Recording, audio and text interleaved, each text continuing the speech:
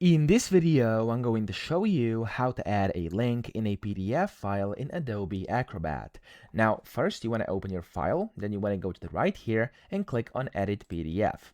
When you do that, up top you can see the link button. Now you can just click on that and you can click on Add/Edit Web or Document Link. When you do so, you can highlight the area where you want to add the link. For example, if I want to add it over this title over here like this, I can go as precise as I want and then click. There we go. Of course, I can draw the rectangle with the left mouse button.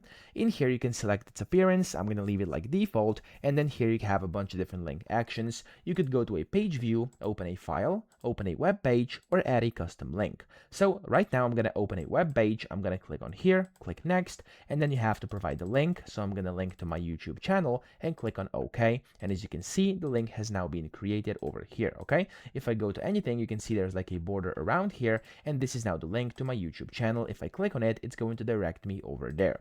Now, of course, you could also add one over text. If you have the edit tab open, you could go and just basically highlight some text, like for example this one, and then you can right click and do create link, and you can do the same thing from here and create a link from that. Okay, so that's how you do this. I hope this video helped you out. If it did, please subscribe to the channel and help me out as well.